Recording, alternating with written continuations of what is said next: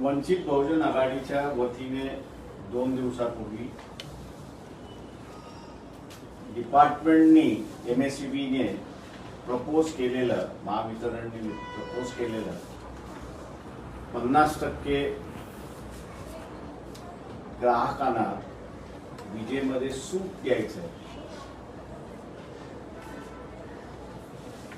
डिपार्टमेंटमध्ये गेलं म्हणजे ऊर्जा खात्यामध्ये गेलं. पहिल्यांदा ऊर्जा खात्याने खुलासा केला पाहिजे की काँग्रेस पक्षाकडे खातं आहे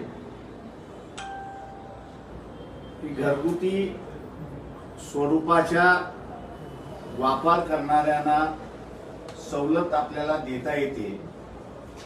ही फाईल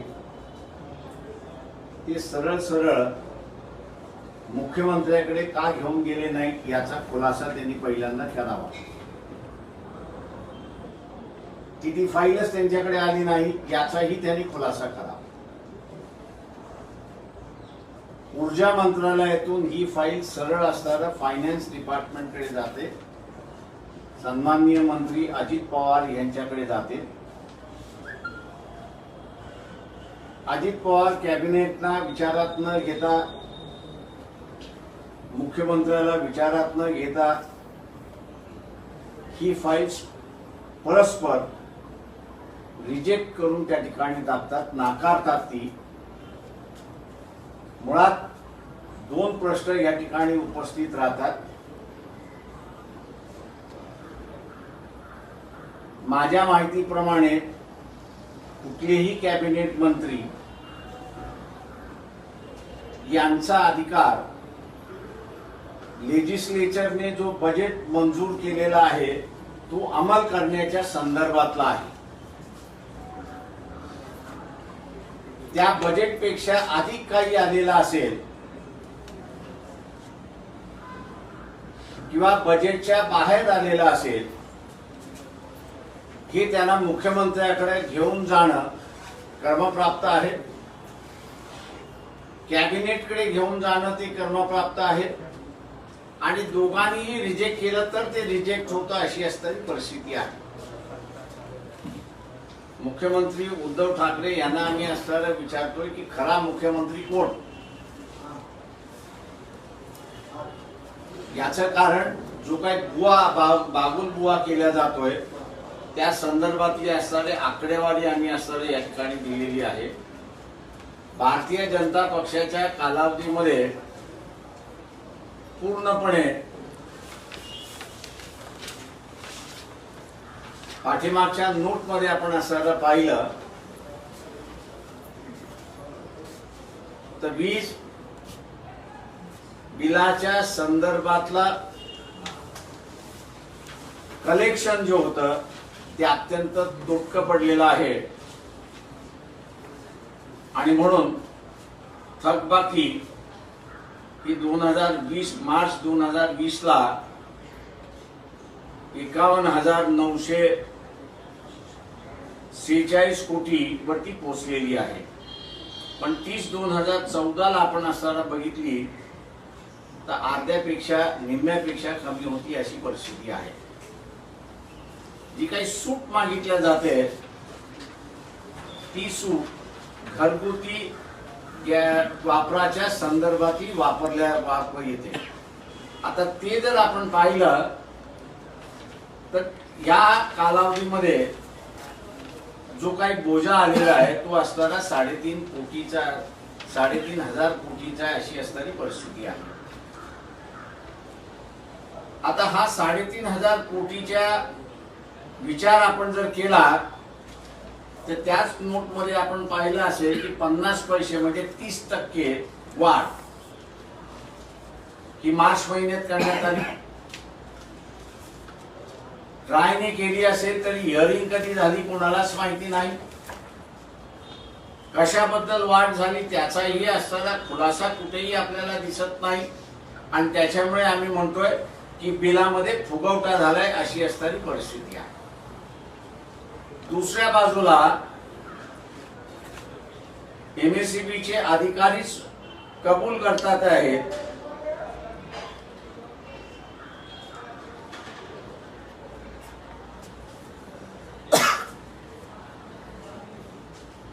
की लॉकडाऊनच्या कालावधीमध्ये मीटर रिडिंगचं कॉन्ट्रॅक्ट जे देण्यात आलं होतं ते मीटर रिडिंगचं असणारं कॉन्ट्रॅक्ट स्थगिती करण्यात आलं नव्हतं, परंतु त्यांना मीटर रिडिंग घेण्यापासून बंदी करण्यात आली.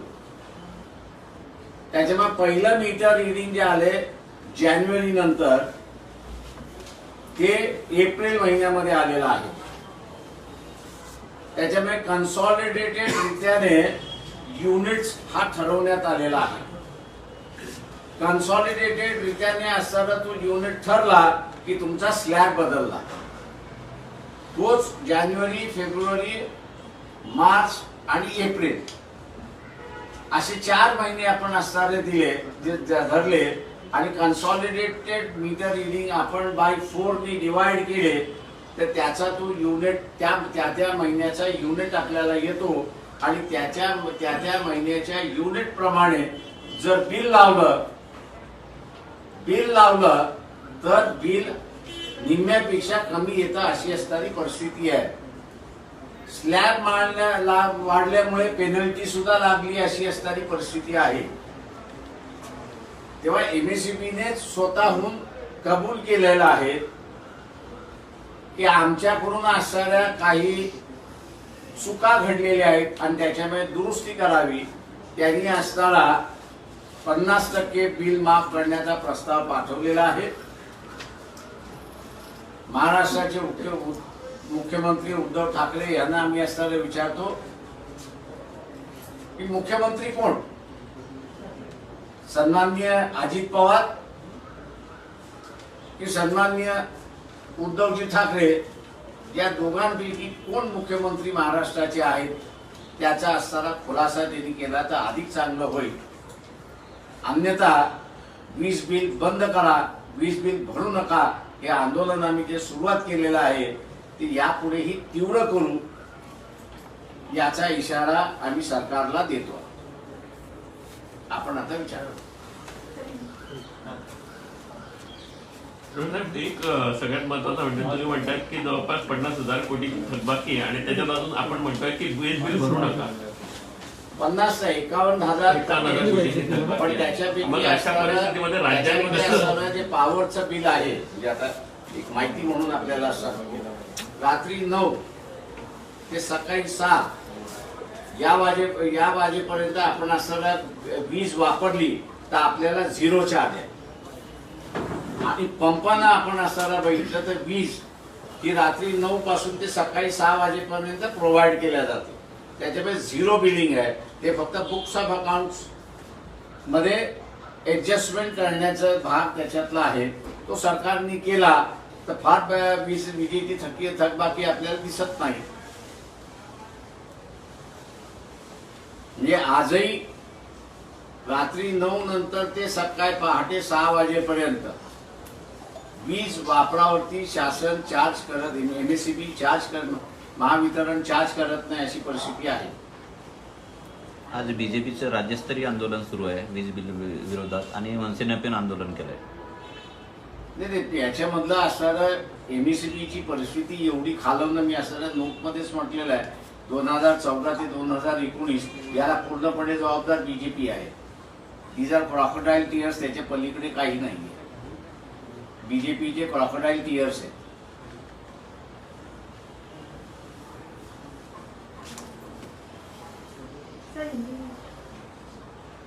हिंदी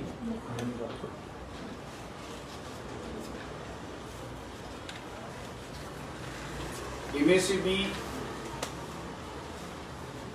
ने महाराष्ट्र शासन को एक प्रस्ताव दिया था और आज भी उसका है कि 50% छूट जो है जो होम यूज करते हैं उसको दिया जा सकता है. लेकिन ये प्रस्ताव मुख्यमंत्री के पास जाने के बजाय सम्माननीय मंत्री अजित पवार इनके पास गया और उन्होंने वहीं के वहीं उसको रिजेक्ट करवा दिया. जहां तक हम लोग की जानकारी है, मंत्री का अधिकार होता है कि असेंबली ने जो मंजूर किया है उसको लागू करना. जो अधिक बातें आती है या इश्यूज आते हैं, उसको अगर डील करना है तो मुख्यमंत्री के अलावा कोई डील नहीं कर सकता, कैबिनेट के अलावा कोई डील नहीं कर सकता। इसलिए हम मुख्यमंत्री उद्धव ठाकरे से पूछना चाहेंगे कि वे असली मुख्यमंत्री कौन है। अजित पवार महाराष्ट्र के असली मुख्यमंत्री है या उद्धव जी ठाकरे ये असली मुख्यमंत्री है, इसका खुलासा होना जरूरी है। मांग लोगों की होती तो अलग बात है। डिपार्टमेंट खुद ही प्रस्ताव ले आ रहा है कि 50% छूट बिजली के बिलों में दी जा सकती है। डिपार्टमेंट का ये प्रस्ताव, एनर्जी डिपार्टमेंट का ये प्रस्ताव एनर्जी डिपार्टमेंट रिजेक्ट करता तो मैं समझ सकता था, लेकिन एनर्जी डिपार्टमेंट ने ना रिजेक्ट करते हुए फाइनेंस मिनिस्टर जब रिजेक्ट करता है तो इसके अख्तियार में नहीं आता। और इसलिए हम मुख्यमंत्री से ये सवाल कर रहे, उद्धव जी ठाकरे से ये सवाल करते कि महाराष्ट्र जानना चाहती है कि असली मुख्यमंत्री कौन है। ठीक आहे। एक वेगळा प्रश्न आहे. गोपीचंद पडळकरांना असं म्हटलं होतं की शरद पवार यांचे 4 खासदार असणारे पार्टी नेतृत्वाला लोकनेते म्हणतात. 4 खासदार असणारे जर लोकनेते आहेत तर मग 303 खासदार असणारे नंतर कोणाच्या स्टेटमेंटवरती स्टेटमेंट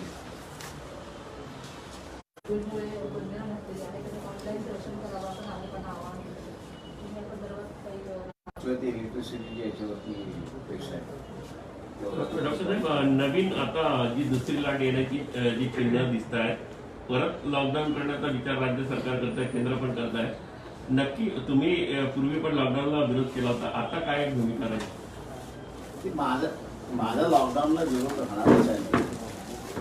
कोविड आहे याचं आपण ओळखलं पाहिजे, प्रिकॉशन्स घेतले पाहिजे. मी आता येताना बघत होतो रस्त्यावर काही माणसं बिना मास्कवाली दिसत आहेत का, परंतु शासनाने जेव्हा सांगितलं की सेकंड वेव्ह येते म्हटल्यानंतर मला एकही माणूस असं भेटला नाही की तो मास्क न घालता फिरतो. एक्सेप्शन मला असं वाटतं. पण लोक जे इन्स्ट्रक्शन देतात आहेत त्यावेळेस पाळतात आहे, त्यावेळेस लॉकडाऊन करण्याची गरज आहे असं मला वाटतं.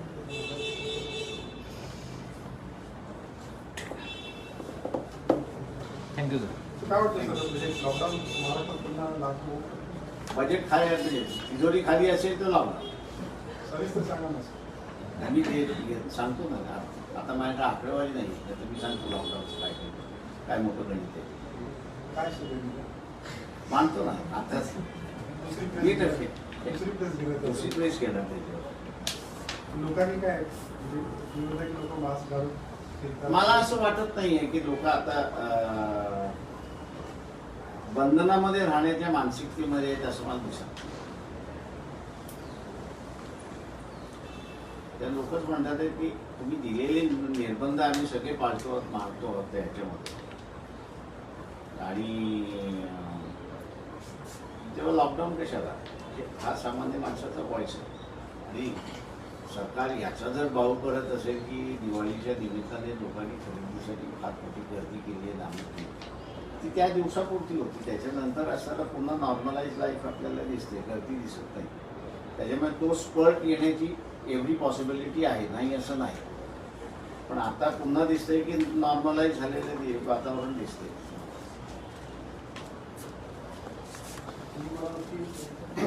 मुख्यमंत्री कोण आहे उद्धव ठाकरे सांगा. हो सांगा. अजित पवारांनी परस्पर सगळे निर्णय घेतले.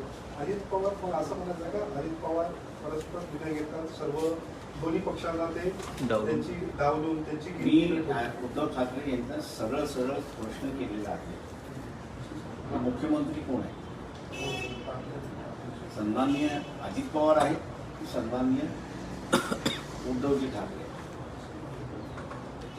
याचा खुलासा त्यांनी पहिल्यांदा करावा. आणि ते जर मुख्यमंत्री उद्धवजी ठाकरे स्वतः म्हणत असेल की मी महाराष्ट्राचा मुख्यमंत्री आहे, तर त्यांना विचारता परस्पर विजेच्या संदर्भातला निर्णय जो घेतला आहे ते त्या मंत्र्यांच्या विरोधात काय भूमिका घेणार याचाही खुलासा त्यांनी केला. काँग्रेसच्या विभागांची पण नाराजी आहे यावर.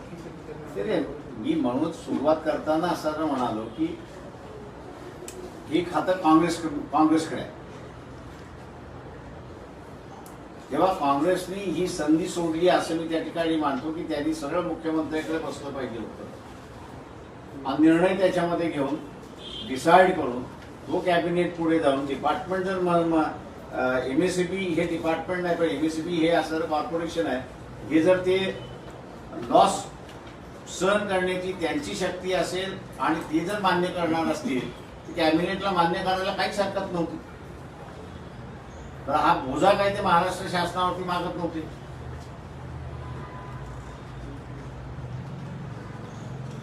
सर ते का सवलत जे द्यायचा जो प्रस्ताव होता, का तो फेटाळला असेल, का परस्पर म्हणजे मला तर पहिल्यांदा त्याच्यामध्ये असणारा उद्धव ठाकरे यांनी असणारा महाराष्ट्राच्या जनतेला सरळ सांगावं की पहिला तर कोण मुख्यमंत्री, हा इश्यू आता मोठा होत चालला.